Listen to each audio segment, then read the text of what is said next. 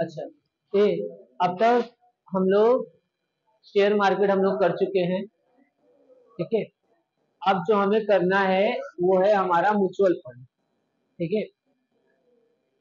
अब mutual fund और share market में डिफरेंस क्या होता है, पहले हमें ये समझना। और उससे पहले शेयर मार्केट खत्म हुआ तो एक क्वेश्चन दिमाग में आता है, सर शेयर मार्केट में पैसा लगाना सही है या गलत, ठीक है। हाँ, तो दिमाग की बात है। तो एक्चुअल में मैं अपना अगर ओपिनियन दूं तो ये बहुत रिस्की है।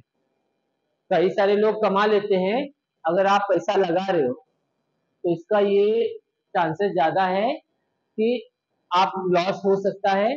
अगर आप किसी एक्सपर्ट के थ्रू लगा रहे हो, कई सारे ऐसे हैं एक्सपर्ट्स हैं, मैं देख रहा हूँ, उनका सिर्फ एक ही काम है ट्रेड करना, और वो एक ट्रेड खरीद के दूसरा ट्रेड बेचते हैं, ठीक है।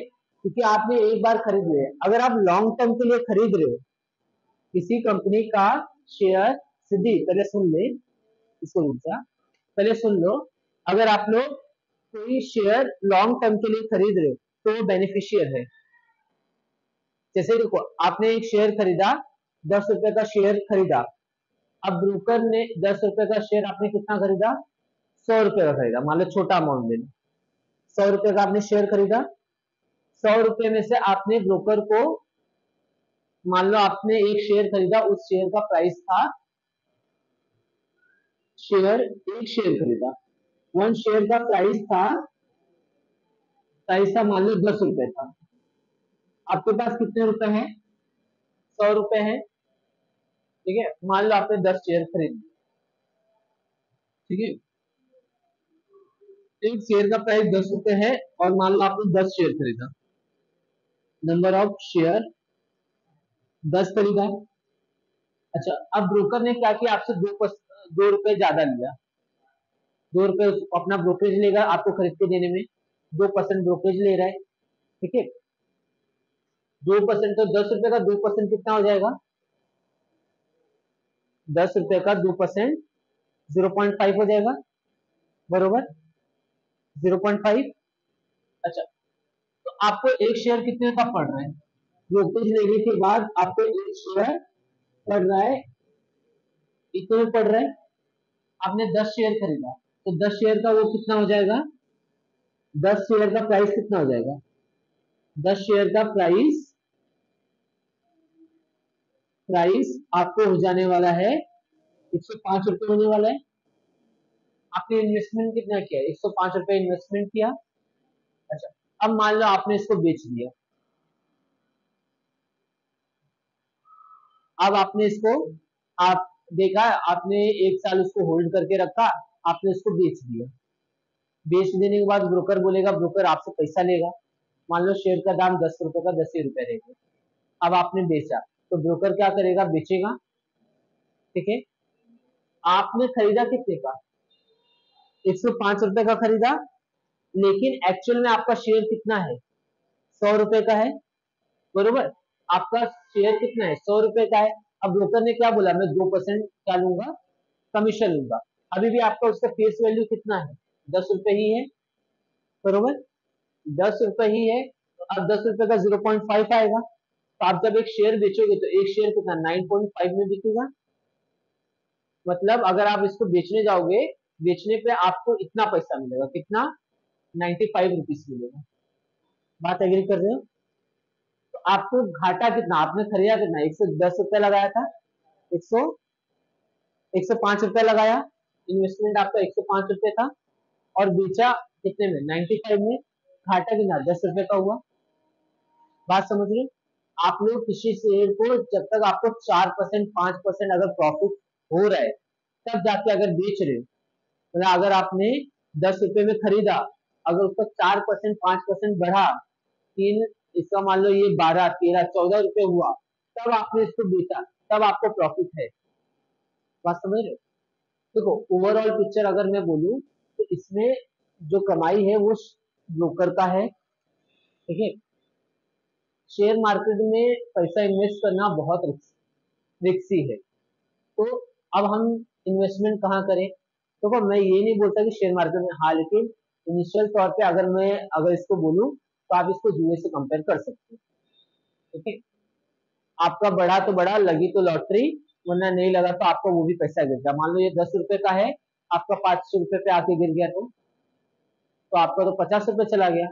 अगर इसी तरह से आपने लाख रुपए लगा दिया, 100 रुपए को 105 जगह आप इसको समझो कि आपका 10 लाख रुपए है, आपका 1 लाख रुपए कम हो गया, जो 10 लाख का शेयर था वो 9 लाख रुपए का हो गया, तो आपको 1 लाख रुपए का घाटा हो रहा है।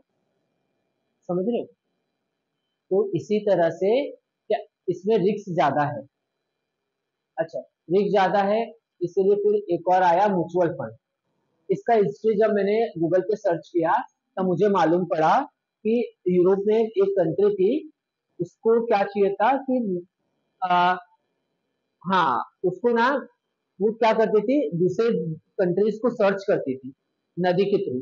अब नदी के थ्रू अपना माल लेके जाना और फिर दूसरे कंट्री में बेचना, वहां से फिर पैसा वो सब कलेक्ट करना, फिर अपनी कंट्री में लेके आना, उसके लिए बहुत खर्चा लगता था। तो उन लोगों ने क्या किया, इन्वेस्टर को रेडी किया।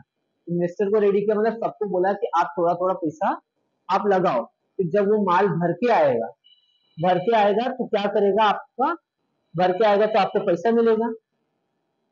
ठीक है, अब पैसा मिलेगा, जो प्रॉफिट मिलेगा वो आप सब में उतना उतना परसेंट डिवाइड होगा ना।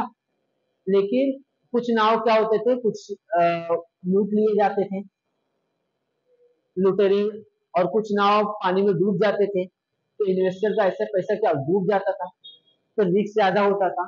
तो उन लोगों ने क्या लगाया, आप एक में इन्वेस्टमेंट ना करके कई सारे नाव में इन्वेस्टमेंट करो। समझ रहे हो? अगर मान लो एक नाव डूब गया, दूसरे नाव से तो प्रॉफिट आएगा, तो इसलिए हम लोग क्या करने लगे, अलग अलग नाव में पैसा लगाने लगे। इसी तरह से अगर आप अलग अलग शेयर्स में पैसा लगा रहे हो, आप यहाँ पे 4 शेयर में अलग अलग 4 शेयर में पैसा लगा रहे हो सकता है ये शेयर डूब जाए। ऐसा ऐसा पॉसिबिलिटी नहीं है कि एक साथ सारे के शेयर के दाम गिर जाए। अगर मान लो एक शेयर का दाम गिर रहा है तो एक तो स्टेबल रहेगा ही रहेगा, ऐसा ऐसा बहुत रेयर केस है कि सबका दाम एक साथ गिर जाए, ऐसा चांसेस नहीं। तो आपका पैसा तो सेफ रहेगा। मान लो यहाँ से लॉस हो रहा है, ये तो रिकवर हुआ है ना। तो इसीलिए किसी एक शेयर में पैसा लगाना डेंजरस है। आप अलग अलग शेयर में लगा रहे हो, आपके पास 10 लाख रुपए है तो 2 लाख रुपए यहाँ लगा दो, 5 लाख यहाँ लगा दो, 3 लाख इसमें लगा दो, तो चांसेस है कि मान लो ये अगर डूब भी गया तो ये 2 शेयर तो है। समझे? रिस्क कम रहेगा। अच्छा, तो म्यूचुअल फंड क्या करता है, म्यूचुअल फंड ने इसका, अच्छा ये जो स्टोरी थी फिर ये अपने इंडिया में भी आया, जो ये मैंने आपको नाव वाला बोला। तो इस सबसे पहले अपना यहाँ पे खुला, बॉम्बे स्टॉक एक्सचेंज खुला तो मुंबई में है, और एक नेशनल स्टॉक एक्सचेंज है, वो कहाँ पर है आपका, गुजरात में। ठीक है, और वो 5,400 एट प्रेजेंट टाइम तक 5,400 जो कंपनियां हैं वो नेशनल स्टॉक एक्सचेंज में जमा है। अच्छा, अब ये म्यूचुअल फंड क्या काम करता है, म्यूचुअल फंड ये प्लेटफॉर्म प्रोवाइड करता है। वो क्या करता है, हर एक कंपनी का इन्वेस्टर, एक मैनेजर खुद का बैठा रहता है, एक्सपर्ट बोलते हैं उसको, रिसर्च एनालिस्ट बोलते हैं। वो क्या करता है, आपने उस कंपनी को पैसा दिया, अब वो कंपनी क्या करेगी, अलग अलग शेयर्स में पैसा डाल देगी। बात समझ रहे हो? अब यहाँ पे भी एक कंपनी आ गई, एक कंपनी ने अपना एक्सपर्ट बैठा के रख लिया है, वो क्या करेगा, एक शेयर में नहीं डालेगा, वो सब में आपको पैसा डालेगा। समझ रहे हो? उसी को म्यूचुअल फंड बोलते हैं। अब वो रिसर्चर का एनालिसिस गलत भी हो सकता है, सही भी हो सकता है, इसलिए देखो आप कई सारे म्यूचुअल फंड में वहां पे लिखा होता है term and condition are apply. आपने अगर ध्यान से देखा होगा एडवर्टाइजमेंट, कुछ कंपनीज है जिसके मैं नाम रीड कर सकता हूँ, जैसे आपका रिलायंस डाइवर्सिफाइड। अच्छा, डाइवर्सिफाइड एक वर्ड यूज किया जाता है, डाइवर्सिफाइड प्रोटोकॉइली, मतलब कि ये अलग अलग जो म्यूचुअल फंड में आप पैसा डाल रहे हो, अब वो म्यूचुअल फंड वाला क्या करे, अलग अलग अकाउंट में पैसा डालता है, अलग अलग शेयर्स में पैसा डालता है। समझ रहे हो? इससे आपको क्या हो जाता है, क्या मिल जाता है, आपको ये प्रॉफिट मिल जाता है कि आपके पैसे डूबने के रिस्क कम हो जाते हैं। बात समझ रहे हो? अगर रिस्क कम हुआ तो आपका पैसा सेफ रहेगा ना। तो म्यूचुअल शेयर मार्केट से म्यूचुअल फंड थोड़ा और अच्छा। ठीक है, अगर आपको शॉर्ट टर्म में थोड़ा सा पेशेंस रख के आपको 2 साल 3 साल वेट करना है। अच्छा, यहाँ पे मेच्योरिटी टाइम नहीं होती, मेच्योरिटी टाइम नहीं होती इन द सेंस आपने एक बार कभी भी आप इसको खरीद सकते हो और कभी भी आप इसको बेच सकते हो, ठीक है। अच्छा, बाकी हमें इसका ये समझना है अपने ये चैप्टर में, आपको ये समझ गए ना म्यूचुअल फंड क्या है। हर एक कई सारी कंपनियां हैं जो अपना खुद का एक्सपर्ट बैठा के रखती है, और वो एक्सपर्ट डिसाइड करता है कि कहाँ कहाँ पैसा लगाना है। आपने उस कंपनी को पैसा दे दिया आपको, ठीक है, पैसा दे दिया, अब उसकी मर्जी वो कहाँ कहाँ पे इन्वेस्ट कर रहा है। कुछ कंपनीज है जिसका मैं नाम रिपीट कर देता हूँ, जैसे है Reliance diversified power fund, SBI mutual fund, LIC का नाम सुना होगा आपने, एलआईसी। हाँ, तो ये सारी जो कंपनियां हैं ये इंटरनेशनल कंपनियां हैं जो म्यूचुअल फंड में पैसा डालती है, ठीक है। आपने इस कंपनी को पैसा दे दिया, अब इनकी मर्जी वो आप कहीं कहाँ कहाँ इन्वेस्टमेंट करते हैं, तो इससे आप ये समझे। अच्छा, अभी हमें करना क्या है, कर, हाँ, एनएवी है आपका net asset value. Net asset value मैं आपको बताऊं, मतलब कि आपकी एक एसेट की वैल्यू कितनी है। जैसे आपकी कंपनी हो, मान लो रिलायंस कंपनी है, ठीक है। अब मैं अलग अलग जगह क्या कर रहा हूँ, अलग इन्वेस्ट कर रहा हूँ, तो मेरी जो नेट एसेट वैल्यू है, मैं कितना कमा पा रहा हूँ, मेरा कितना डिमांड चल रहा है मार्केट में ना, इसको नेट एसेट वैल्यू, ठीक है। ऐसा समझो शेयर मार्केट जैसे ही सेम है।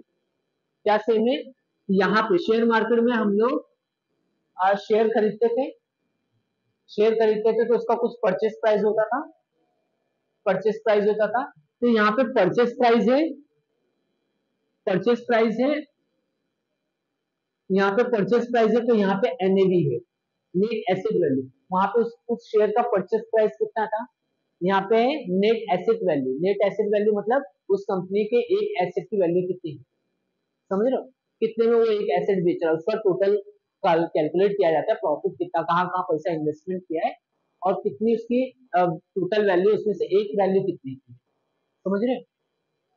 हाँ, अच्छा, ये बात समझ में आ रही है ना आपको। अच्छा, अब यहाँ पे ब्रोकरेज होता था, शेयर मार्केट में ब्रोकरेज होता था आपका, ठीक है, ब्रोकरेज होता था। अब यहाँ पे आपका क्या होगा, एंट्री लोड एक्सिट लोड, यहाँ पे आ जाएगा आपका नया टर्म, एंट्री लोड और एग्जिट लोड, ठीक है, एंट्री लोड और एग्जिट लोड। और यहाँ पे और क्या चेंजेस होगा, बस ये बात समझो, यहाँ पे जो आपका प्राइस था वहां पे नेट एसेट वैल्यू हो गया, यहाँ पे ब्रोकरेज, यहाँ पे net asset value, entry load exit load, ठीक है। बाकी पूरा कैलकुलेशन सेम। अब चलो इसमें देखते हैं, रुको रुको, ये एक क्वेश्चन, ठीक है, फिर मैं ब्रेक देता हूँ। अब ये समझ गए ना, म्यूचुअल फंड का एक पिक्चर बन गया है ना। अच्छा, अभी ये क्या बोल रहा है क्वेश्चन, देखो, कृष्णा या कृष्णा होगा वो, ठीक है, कृष्णा होगा, कृष्णा परचेस, ये देखो यहाँ पे देखो, कृष्णा परचेस, उसने कितना परचेस किया, 233 232 सॉरी 832.3347 यूनिट्स, उसने कितना यूनिट खरीदा, यूनिट्स। और वहां पे हम लोग नंबर ऑफ शेयर बात कर रहे थे, हम वहां पे हम नंबर ऑफ शेयर खरीद रहे थे, यहाँ पे नंबर ऑफ यूनिट खरीद रहे थे।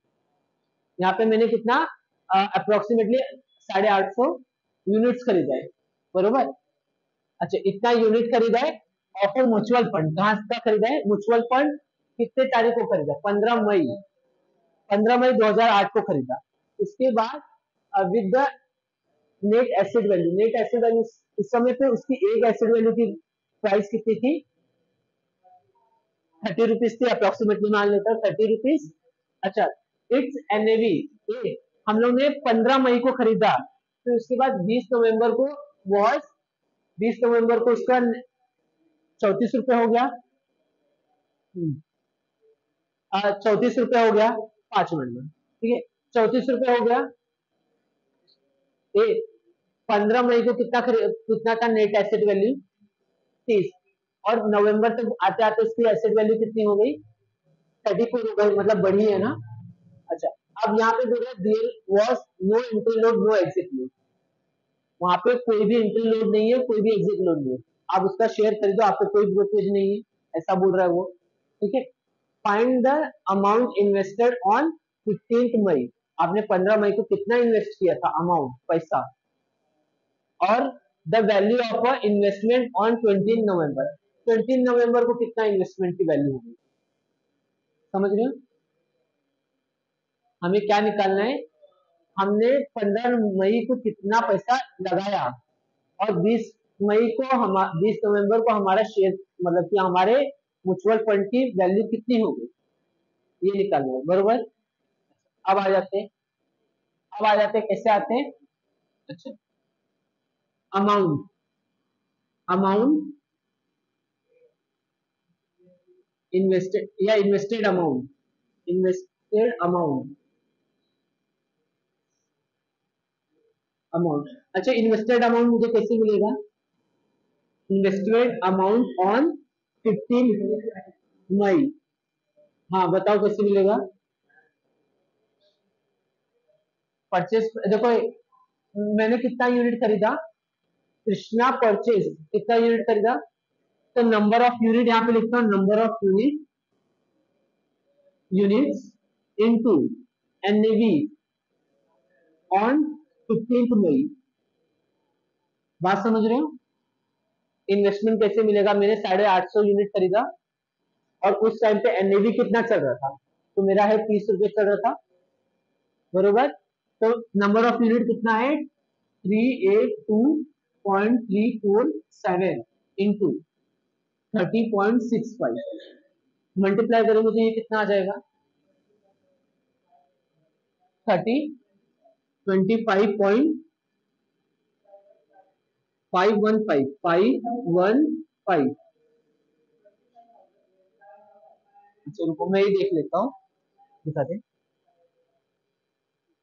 हाँ 25,000,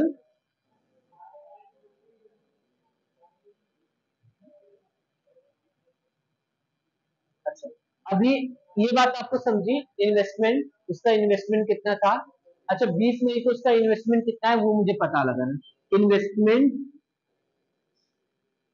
इन्वेस्टमेंट अमाउंट, अमाउंट ऑन 20 नवंबर, 20 नवंबर को उसका इन्वेस्टमेंट कितना हुआ, सेम नंबर ऑफ यूनिट, कितना यूनिट था, और एनएवी, अब ये एनएवी कितने तारीख का लूंगा मैं, हाँ 20 नवंबर का लूंगा, अच्छा अब यूनिट तो उतना ही है मेरा, लेकिन इस यूनिट का प्राइस कितना हो गया मेरा 34 रुपए हो गया, 34 रुपए हो गया, 34 रुपए हुआ, तो मेरा इन्वेस्टमेंट अमाउंट कितना हो गया 28, अच्छा इसी क्वेश्चन के एग्जांपल से ये बात को समझो, एक इस एग्जांपल का अमाउंट समझो, मैंने 15 मई को कितना इन्वेस्टमेंट किया था 25,515 रुपए,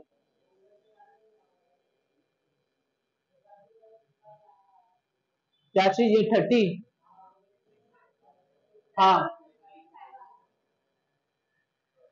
अच्छा 46 भी आएगा, ठीक है मल्टीप्लाई करने पर ये आएगा, ठीक है, अच्छा तो अब यहाँ पे देखो जरा, आपका 15 मई को इन्वेस्टमेंट 25,000 था, मई तक आते आते वो 6 महीने बाद कितना हो गया 28,000, मतलब 6 महीने में आपका पैसा क्या हुआ 3,000 रुपए बढ़ा।